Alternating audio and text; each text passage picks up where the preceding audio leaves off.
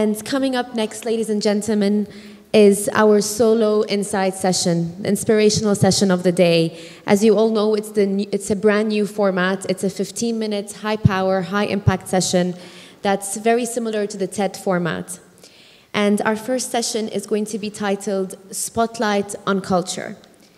Now, our speaker, we have a long bio here for him. He's the founder and CEO of the Arab Culturalist. He's a culture expert on Arab Emirati culture, and he has been an entrepreneur and consultant for 33 years, having developed 40 businesses during that period. He also spent 8 years as managing director of the Sheikh Mohammed bin Rashid Center for Cultural Understanding.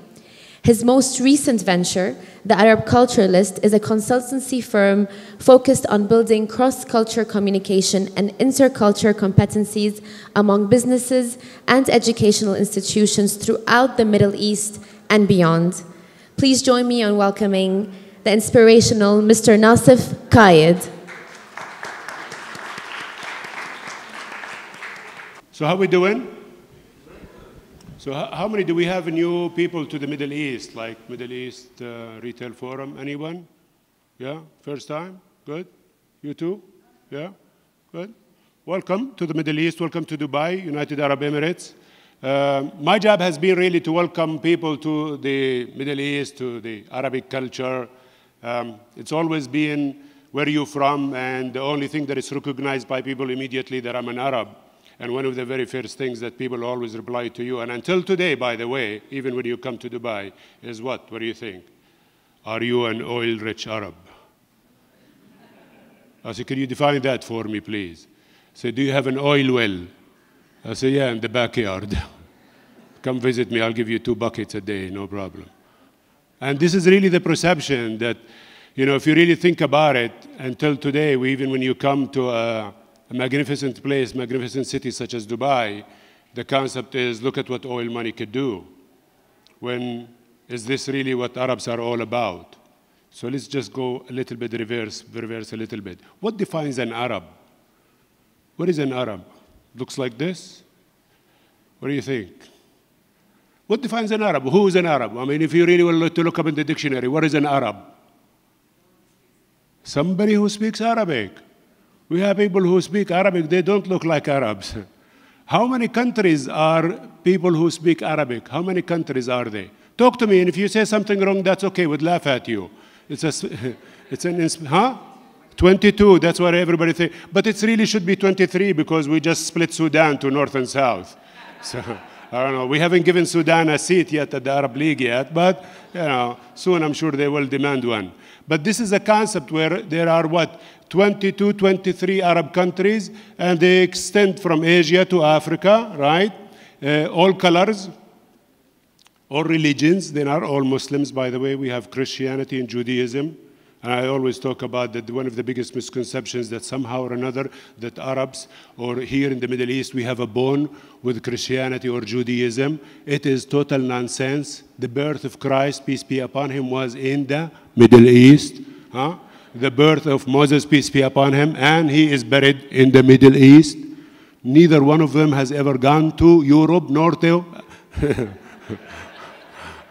yeah. So I don't know why you claim them, but that's fine, you know, it's okay. So the concept here of understanding Middle East and Arabs. We have 23 countries, and it's not about black hair, brown eyes. We have different religions, different colors, because if you go to Sudan, Somal, they are black people too, and we have very white people with blue eyes in Lebanon, you know, or if you go to Morocco or Algeria, good. But what is it that really make people understand that we have oil and so therefore we are oil-rich Arab? Is of course, the media and, you know, Hollywood and Lawrence of Arabia, although he's not my favorite. But if you think about it, what did Arabs do? Trade, huh? Is that what you said? Trade? Trade what? Come on, talk to me, guys. There's one of us here to answering my questions. I want one of you, the people who, what do you think? Pearls, very good. This is in this region called what we call today Arabian Peninsula, or the concept of being on the Arabian Gulf region, the desert. The only reason we came to the desert is one good reason. The Gulf has oysters. Inside the oysters, there is a pearl. The pearl is a very valuable element of pride for kings and emperors in the old days. They sent us their boats full of goods, demanding the best pearl. And so, therefore, we became people who had goods. We were able to connect Southeast Asia with Northeast Asia. Until today is the same exact concept. One, it's called and modified, called Jebel Ali Port. 1,352 containers every hour on and off. With the Maktoum Airport, it will be the fastest shipping hub in the world. You could do any trading you want on your own cell phone, sitting at a coffee shop in the mall, right? On the other hand, it is a concept of how also we were able to bring people again, once again, by His Highness Sheikh Mohammed bin Rashid Al Maktoum's vision of bringing tourism, but everybody wants to go to Dubai Mall. 76% of the 14 million people that came last year or the year before to Dubai, according to statistics, wanted the very first thing to do is to go to Dubai Mall. Because you can buy from 120 plus countries brand names. So exactly when you came to the region called today the Gulf, you came and you were able to get goods from either Southeast Asia or Northeast Asia, and these goods were 3 types, by the way. They were consist of 3 things. Anybody wants to tell me? What did you think we traded? Spices, very good, yes, spices. Why spices? Always the very first answer. Why do you think spices? What's the big deal? For food, so what does it do to food? Makes it spicy? Nobody likes spicy food. It preserves it? Okay, well, believe me, meat goes bad after 2 days in Dubai in the hot weather. It does not preserve it for that long. What do you think? What does it do? Spices, folks, is the capital of what we call today pharmaceutical industry. We were the place to come to for medicine. We still just go to the spice market here in Dubai. Have you been? You ask anybody who has these piles of spices, what is this? And of course, you're not going to recognize the name. You probably something maybe you have had in your food. But ask them this one question, folks. Say, what is it for? And you will be amazed at how many benefits in these spices and how amazing it is to live life on herbal medicine. But that is not something you are allowed to even think about because pharmaceutical industry wants to sell you pills. Yeah, pop these 2 and call me tomorrow, right? I'll give you 2 more. It's a concept. But then we had what else other than spices? Gold? La wallah, gold isn't new, come on. We had pearls, habibi, pearls. If we had gold, then people will buy gold. No, they did not even mention gold. In the old days, gold was not even something that you drawn. If you look at the queens, you look at the kings, the emperors, jewels, which is Africa was a very good target, but also the pearls. The Nicholas, 900s, a girl with a pearl earring. Have you ever seen that movie? Pearls were very, very significant. What do you think? Number 2, fabric. Look at the capital of fabric, wholesale fabric, right next to you here, not too far from the souk, the old souk in Bardubai. In Dira, you would have the spice souk and gold souk, of course, the new commodity that replaced pearls later on. But then you have what we call today also fabric. And fabric is very important. Does anybody know where is our traditional clothing fabric comes from? Anybody? La, Egypt don't make good cotton, no. They have good cotton, but this is not only cotton. Cotton will shrink and then it will look like, it will observe the sweat and it will be very smelly very quick. No, it comes from Japan. Yeah, white and black for the ladies comes from Japan, believe it or not. See, because Japan, just to go back to the pearls concept, they're the ones who impacted our economy in a very severe manner. See, early 20s, what did they do? MashaAllah, I'm going to hire you in my company. Very good. Yeah, you have culture company too? Yeah. The concept here is they invented cultured pearls. And that took away the business over 20 years. By the early 40s, we were bankrupt. And for those people who know, there is a whole story that I tell when I do culture induction for companies. But this is originally was where we had sailboat material. It was very harsh, and Japan was very generous and very kind to give us the material. Cool? So until today, 95% of the fabric sold in particularly GCC countries here in UAE is from Japan for the traditional dress. Number 3, what else? One more thing. We had spices, we had fabric. Dry goods. No, no, no. All things are essentials in life. You have to look at it this way. No. Dates, we have dates, yeah, but nobody buys them. How many of you have dates every morning? Raise your hand, honest to God. Come on. Yeah? See, not even half of the room. What's wrong with you who don't have dates? Yeah.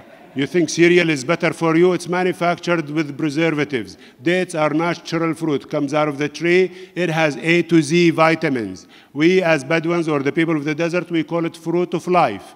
Finally, pharmaceutical industry, because they have to, they call it complete food.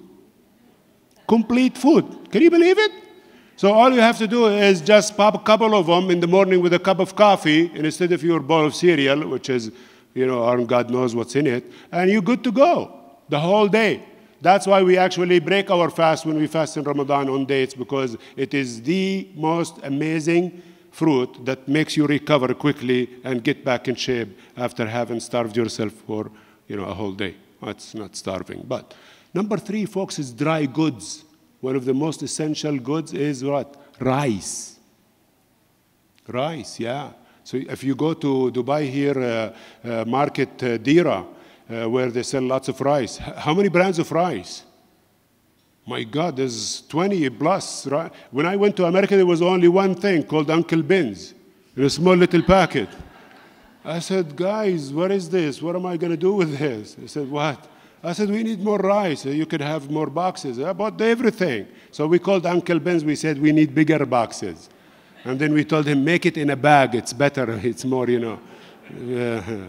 And so really, if you think about it, there is a huge contribution. And this is something that we must understand, that to be a trader, people have to have relationship with you. And those people that came and traded with us, or traded with the Arabs, and particularly the Arabian Peninsula here, had great relationship with us. Otherwise, they wouldn't have continued. You trade with somebody one time, and you don't like the way who they are, you what? You never come back again. So folks, what really makes an Arab or a trader today, and aside from all the stereotypes, unfortunately, and the misconceptions, and that's why I feel like my job is very essential to each and every company that establishes itself in the world today outside their own culture. Rather than hire your own culture people and think somehow or another you're going to succeed as a business, as a company, just because you succeeded in your own country, how are you going to succeed in another culture when you have none of them with you? When you have no idea how they function, what makes them tick, what upsets them, what makes them motivated, what makes them happy. It's not about, you know, pretending. You can pretend, but for how long? It's better that you get to know and learn. And today the Middle East is rising, and it's rising for the next few years. And so therefore, we have to understand that if we're going to build, we need to build seriously. And one of the most important things that Arabs, and in particularly here, we have 3 values, and this is what matters. It is engraved in us, and this really does help you to understand why in the world of business, we don't like to do business quickly. We like to hold off, have coffee, few coffees, have tea, then have few more teas, then maybe let's go have lunch, then maybe let's have a snack. Let's talk about business tomorrow, okay? It's okay. Oh, I have a flight. That's okay. You could delay your flight. Don't worry about it, you know? Because I need to know you. It is engraved in us that it has nothing to do with your ethnicity when I deal with you. It has nothing to do with your color. It has nothing to do with your religion. It has nothing to do with the language you speak, but it has to do with your morals and values. And number 1 value we regard very high, and it's very important in the world of trading, is honesty. If you lie to me one time, why am I going to come back and do business with you the next time? If you cheat me one time. So honesty is very important. And if you know about Arabs before Islam, Muhammad, peace be upon him, who was a trader, was known to be the honest and trustworthy. Married his boss, Khadija, peace be upon him. The concept here is for us to go back to Arabia And I know sometimes it's very hard for us. And I'm talking about the Arabian Peninsula here. I'm not really now talking, and we don't need to say, oh, look what the Arabs contributed, look what they brought to, the world, Baghdad, Iraq, Damascus, Jerusalem, Lebanon. These great countries with great civilization, with great contribution to the whole world, folks. But here in this area, honesty is important and very integral to our way of dealing business. So when I get to know you, I just finished the CEO executive training yesterday. He said, why do you guys always want 50-50? Why do you guys always? I said, we just want the same is good for you, the same good for us. But if we lose, you lose, we lose. So what's the big deal? But if it's good for you only, but it's not good for us, it's not fair. We like fairness, we like honesty, we like straightforward. Number two, what do you think? 3 values. Everything comes in 3s. Come on, talk to me. If you say wrong, it's okay. Honesty. Now, if you come across somebody who's dishonest lately, that's your problem, okay? Now, let me be honest with you. That's your problem. Birds of the same feather flock together, okay? Don't deal with them again. That's it. That takes care of it. Well, there are dishonest people everywhere we go. That doesn't mean that's because he's an Arab or he's an Emirati or because he's a Muslim. That you just came across the wrong guy and walk away from him or her. What do you think? Number 2, honesty. Honor. I honor my deal with you. After I negotiate 3 times, you know what I mean? We reach the price, then I renegotiate. Then I renegotiate. The reason I renegotiate with you because you still are willing to renegotiate. It's your fault. If you gave me the final price from the first time, I would be done with you from the first time. But I keep feeling you, and I keep seeing there is room to negotiate, so I negotiate. After I agree with you, I negotiate again. Yeah, but I honor my deal, folks. I mean, come on, Arabs, Muslims invented sukuk, sak? We give you a piece of paper that says, I owe you 10,000, whatever you want to call it, dinars. In the old days in Spain, you could have brought that to Iran or, Pakistan or Emirates or any place, here, Iraq, and you could get for that piece of paper 10,000 dinars from another retailer that deals with that retailer.